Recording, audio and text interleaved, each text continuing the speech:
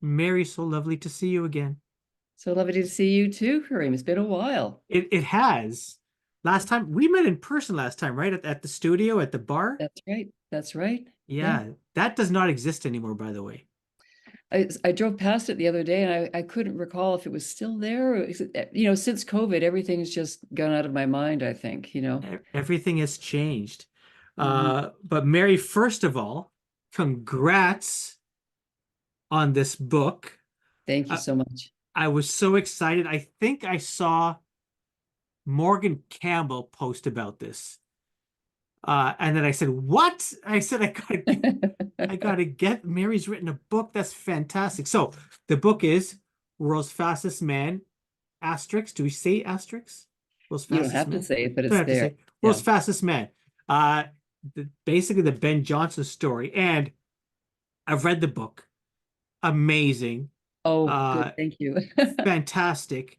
And just so that people know, this isn't just a here's what happened in Soul book. This is his story. This is his life. This is everything before, which I found fascinating, and then everything after, which is just as interesting.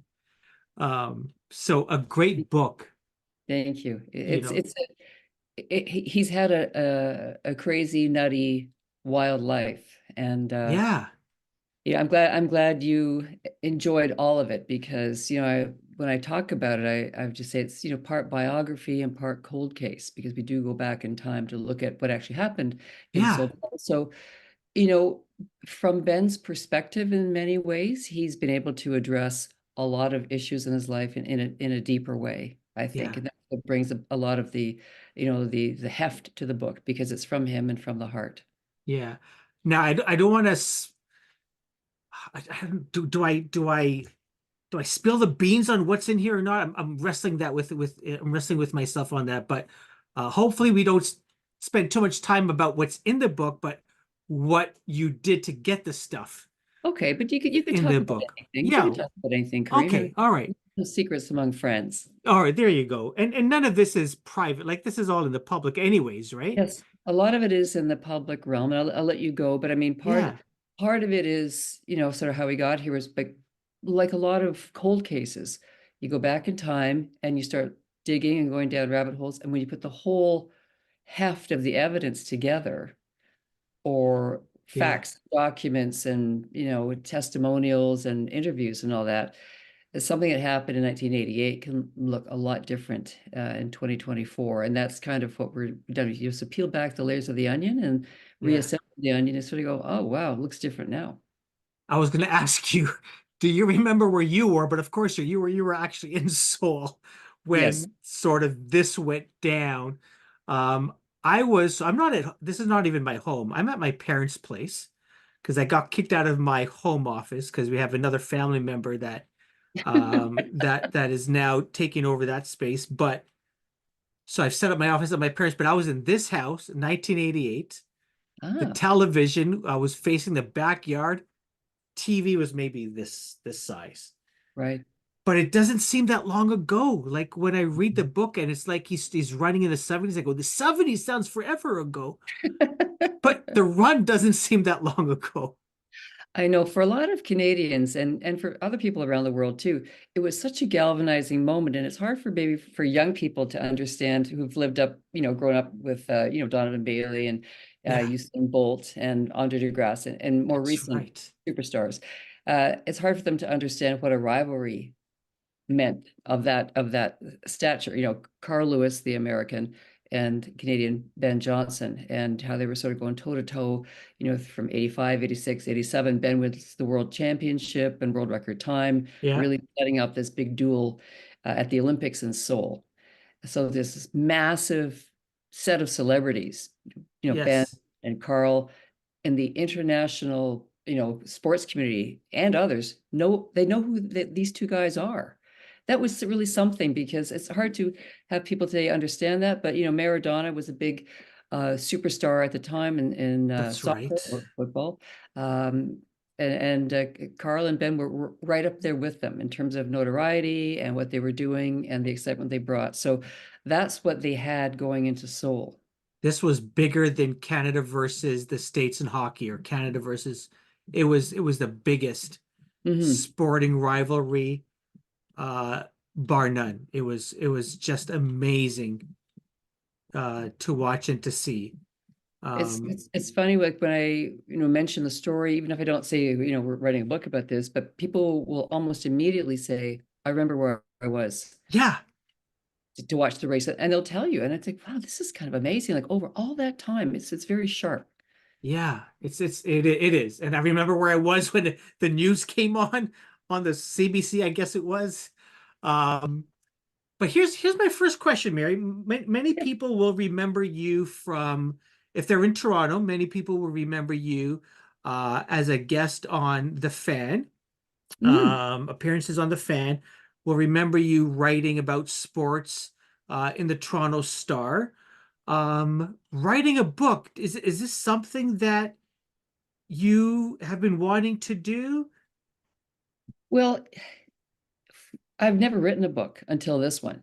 So I'm a Yeah. real late bloomer, right? And I always wanted to write a book, but I just never thought it would actually be this one. And probably Okay. the reason this came to be is because over time, like, you know, I was there in 88 and I, did a lot of follow-ups with Ben. And then around, maybe we'll get to this, but around 2016, 2017, 18, 19 at Star, I began to go a lot deeper and dig out some documents and files, information that began to show things about what happened to Seoul. Was There should have been more questions asked about a lot of things. So I became more interested in, was Ben denied due process? If you can sort of separate, he was using performance enhancing drugs, yes, but Yes. was he denied due process in Seoul? Was he defended properly? And if he had been, might he have kept his gold medal? Then we have a whole different conversation of how Yeah. his life proceeds. So, towards the end of it, Ben would say, maybe you could write my book for me. And I'm going, well, no, I'm busy. I have 4 kids and I'm working full time at the Star and I've never written a book before and I don't really know you all that well. So he approached you way back when? In Around 26. 2016, 2017, 2018, and he'd already written an Wow. autobiography by then. So people say, why did you write this book? I say, well, number one, Ben asked me like a lot to write. And I go, no, no, I can't do it, can't do it. And then, but I always felt, it was unfinished business. And I always felt that the media at the time, including myself, and I can't, really speak for everybody, but I did not Of do a good course. job trying to uncover things in 88, 89. In fact, I just, we took a lot of things at face value and didn't do a good job as a journalist. I'm talking about me now, not my Fair enough. colleagues. I felt, God, if there's should be some redemption along the way for Ben, probably for me too. I didn't do a great job, but maybe, better late than never. So anyway, forward ahead to, COVID and the Star offered buyouts, and I retired from the Star in 2020, late 2020. And Ben started asking me to write his book again. And I'd say, well, no, I've never written a book. And he says, well, you're not doing anything now. You're retired. I It just went, comes out straight. well, he does. I mean, that's kind of the beauty of it. And also like, ugh, wow. You know, okay, so I've got nothing going on in my life, so maybe I will. So and that's kind of how when I said, well, okay, I'll try. And then trying to shop it around was kind of interesting because everyone's like, nah, we know that story. I'm going, well, actually, you don't. And no, it's been told, we don't know. And I really couldn't get anybody interested in it. And I Okay. tried to get a couple of agents. I didn't try that hard. It's nobody's fault, right? Except my Sure. own. And agents are like, we don't really do sports. No, we don't really, he's been around. It's old news, old potatoes, don't want it. Until Sutherland House Publishing and was said, well, wow, I'd read that book. It was Ken White as the publisher. And I was introduced to him by a friend of ours, Paul Woods, who wrote about Year of the Rocket, Hmm. about the Argos with the candy and, Bruce Yeah. McNall and Wayne Gretzky. So Sutherland House said, sure, I'll do it. And that's how it started. So Wow. kind of kicked around for a little bit, and then this one great little indie publishing house said sure. Did you ask Ben why you? Like, why did he choose you? Why did he ask you? Or maybe he asked everybody. I don't know. I don't know if he asked everybody, but I Okay. said to Ben, I said to him honestly, I said, look, Ben, like I'm a white girl from Scarborough. I don't know. No, I said this honestly, I don't know if I could do a proper job trying to understand all that you've lived through as an immigrant from Jamaica, coming to Toronto, Hmm. being bullied, having that, the stutter that held him back, made him quiet, and like the whole part of his being, Yeah, as being a Black man from Jamaica, having to, navigate this crazy white, stuffy world of Toronto, especially as a kid, like in the 70s. sure. And he went, well, and I thought you should probably try to have a writer of color or a Jamaican writer. Like I really asked him to think about that. I said, I would Yeah, help them. I will help them. I'll do everything to help you. But I was very uncomfortable, yeah, trying to do this. And so he said he would go sort of, kick the tires of a few things. And I don't know if he did. He may have. And he would come back to me and saying, well, you know the story better than anybody. So that was part of the reasons I said no for a while too. And I thought, well, okay, well, if he trusts me, I promise to try to do my best yeah, to understand. So that's kind of how it happened as well. And in some ways, I was the only one who was probably, you know, deeply interested and felt there had been miscarriage of justice, to put it mildly, regardless of what he did. I just thought it was very unfair, the whole ball of wax, right? So I thought, okay, I'm in. okay. So you had already done some research to understand like Yeah, the due process issue, and decided, okay, let's write this. right. Well, Yeah. I will back up and say one of the stories I did in the Star in 2018. Okay. Uh, I had recovered Ben's actual drug test from Seoul. And I'd asked him for years for it, and other people too. Do you have the drug test? I was curious. Like things were popping up and going, Yeah. Can I see it? Like I don't know. I don't know if it was one page or a paragraph or whatever. But it was certainly going to be on paper because this is before the internet, really, Yeah. cell phones and civilization, I suppose. But anyway, uh, and lawyers didn't have it, or they died, or was this or that. So I went to the library and archives up in Gatineau, like virtually, and they looked up some exhibits from the Dublin Inquiry, which was the Royal Commission into what happened, Yes.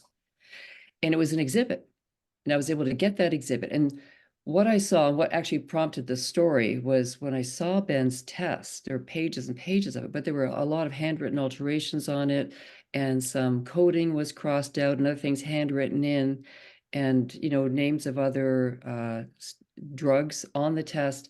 And I thought, in a nutshell, this is something like if a dummy like me in a newsroom can say, "Oh, I could challenge that probably in a hearing." Why didn't the Canadians challenge this Mm. test? So we wrote about that. And it turns out the Canadians in Seoul didn't even look at the test. They didn't use it. They didn't look at the evidence. So that was part of it. So it wasn't exactly Wow. researching due process, but as we dug more and more into what actually happened that day and what happened and what didn't happen. So that was all part and parcel of, was this guy given a fair shot at all? And not to sort of belabor the point, but this sort of lacking defense was, presented in front of the IOC Medical Commission, which, in my opinion, was very biased. It was so conflicted because those same medical commissioners who were acting as a judge and jury had also developed the testing for the drugs in Seoul. They were in the testing lab. They were part of, finding who failed, who didn't, including Ben. And now they were sitting in judgment of him. So if that's not a whole conflict of interest on top of everything else that happened in that hearing room, I don't know what else was. Hmm. Plus, at that time, they also unleashed an unauthorized test on Ben, a second test to back up the first test. And that had never been done before, and that was also something that should not have happened. So all this to say, a Yeah. bunch of crap went on that day, and Ben wasn't even in the hearing room. The Canadians thought it was a good idea as a group to just go back to the hotel and we got this, but they didn't do. Wow. And he still fight, like he still holds out hope to, Yeah, is it yeah. clear his name, or like is that what he's looking for? Well, I think a couple of things, through this book. It was my opinion. Like, of course, Ben wants to have total redemption and his name Yes. cleared, and why not? Why not fight for that, right? Because Sure. this ends up being a tale of a man who was quite broken, but fought back, and at the end of the day, there's a lot of resilience there. He's a tough guy. Yeah. He's hoping for his day in court again. He's tried it a Yeah. couple of times along the way. From my perspective, what I wanted to do was write a book that was about a fascinating Canadian figure who's also a fascinating, compelling, and polarizing international sports figure, because everyone says, hey, Yeah. he's a cheater, you know, he got what he deserved. And a bunch of people say, oh, hold on a second, he was robbed, because we've since learned that so many other guys were cheating as well, some of them in that same race. But I thought, if we're going to do this, Ben, let's correct the public record. We want some accuracy on the context, what happened in Seoul. Let's revisit it and see, do we present a different way of, re-examining your Hmm. story, what happened in Seoul. Uh, Yeah. do you deserve to be treated the way you were? And because it did crush his life, right? He's banned for life, for Yeah. other reasons. We failed another test in 93, but was kind of absolved of that one too. People forget that. Yeah. There are characters in this book, the people in Ben's life. And so I want to touch on them. Mhm. The first one is his mom. Yeah. Like that's Ben's relationship with his mom was like number one. Like there was nobody on top. And every reading your book, there's a part where he tells his mom, "I'm not going to get married. Don't worry, I'm not going to leave you." Um, That's something. it is that like everything he did was for his mom. I need to run. I need to be the best in the world. I need to provide for her. This is Right. all so that mom doesn't have to work, so that mom can finally live a life that she deserves. Like, he'd get stuff for himself, but it was always after mom got taken care of, it seemed. Yeah. There was this very deep devotion to her. He was the son that was born after the son Norman, who died Yeah, the day he was born. So he was her miracle baby. Um, and when he came to Canada, he felt like he wanted to protect her. And because she had to take like 3 buses to work and yeah. home. She had a job out at the airport, the cafeteria, and he'd be, 14 years old, just, watching her from the window and feeling terrible that his mom had to work all this time, basically at night when they were home, because she did so much for them. And it's just, it's a bond. I asked his sister Jean about it. She said it's kind of inexplicable, but Ben was also very sick as a baby. And I think the disease that went through that part of Jamaica was probably malaria, and a lot of babies died or young children died. But Ben did. He hung on. He's very sick, but he hung on. So his mother really, that bond might have been started at that point, but he never, she was always first. Yeah. The parents never divorced, but dad stayed in Jamaica. I mean, it's just the way the relationship worked. But he drove her everywhere. He one kind of funny stories that she tried to get her license when she was older, and he said she was really such a cautious, unsafe driver because she was afraid. He sold her car and then drove her everywhere. It was just easier. He worried about her behind the wheel. So, you know, Wow. Um, yeah, it was just amazing to read about his devotion to his mom. And there's a part where he has to see character number two that I want to talk to you about, Andre Jackson. yeah, yeah, And he's crushed because he's taking care of his mom in the hospital yeah, versus I need to see this man to figure out what actually happened. right. Um, I was shocked as I continued through the book that, oh, he's now met this gentleman. He remembers him.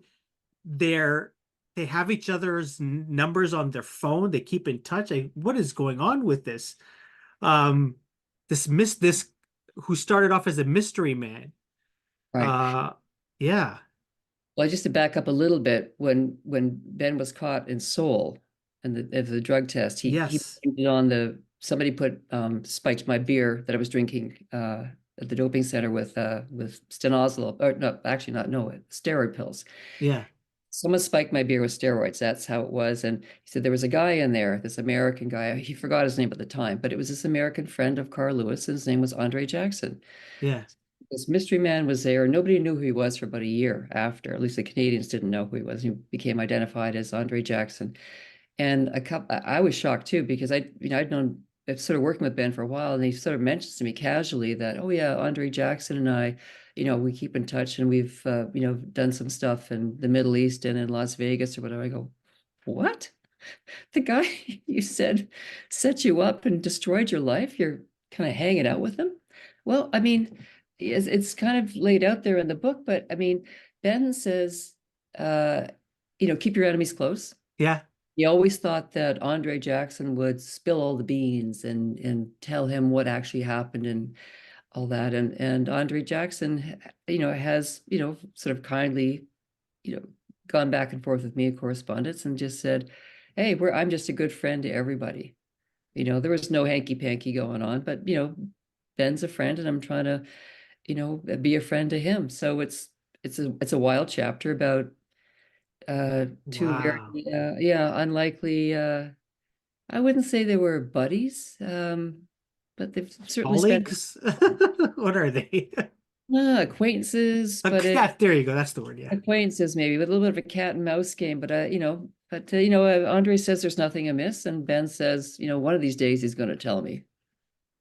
I can't imagine, like, what reason would Andre have to hang out there? Like, I know what's the official reason? They wanted to make sure Ben wasn't up to hanky panky, That's right. Yeah, yeah. right? The official reason, in a nutshell, is that they wanted to make sure nobody. This wasn't Carl Lewis. This was Carl Lewis's manager, Joe Douglas, who Yes, said yes. who admitted to this in that documentary 979.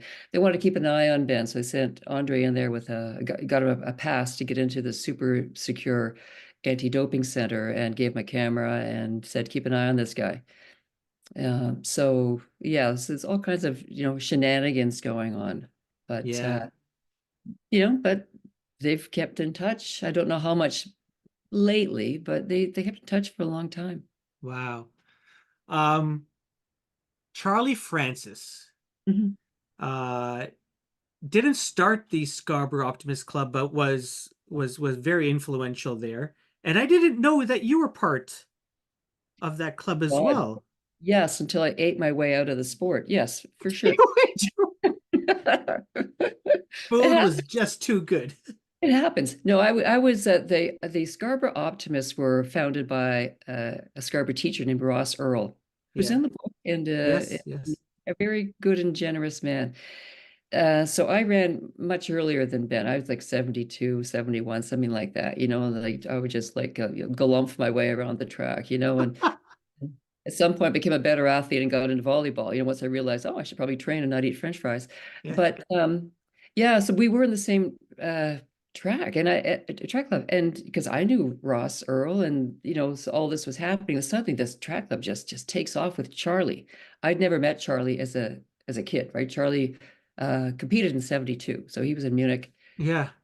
Yeah. And I think he sort of gave it up maybe around 75-ish, something like that. But yeah, so we did cross paths in our past. Is there a Ben Johnson without Charlie Francis? No, Yeah. That's no, it. no.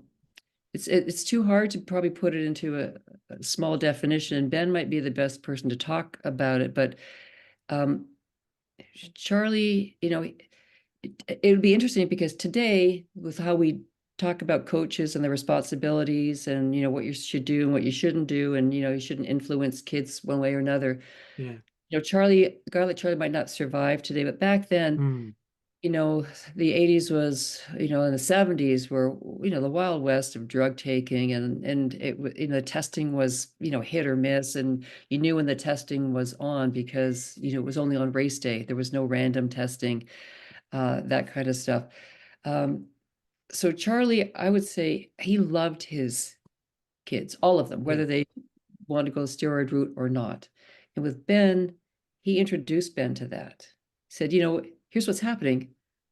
You might want to think about this if you want to get better because, you know, we're we're starting a meter behind everybody else if you don't use what I think everybody else is using. And Yeah. at that point, Angela Isajenko, who's an amazing woman, was already using stuff, and Ben noticed her, and so Yeah. she was fast, got muscles and all that, and he was no dummy, right? He knew what was going on. So, with Charlie's sort of like at the time, new coaching techniques, and less is more, quality better over quantity, and the way he would study champion Yeah. coaches in Europe. So he brought all that to the table, plus smart use of weights, which wasn't really a thing for sprinters back in the day, but they were using weights in a way that would help them, and Ben's upper body was part of that. And of course, steroids became part of the plan for Ben, as well as things like warm weather training camps Yeah. and good trips, and don't go to, junk track meets, because so Charlie was a bit of a rebel. So he helped push that really special group of kids to do, to the world-class level.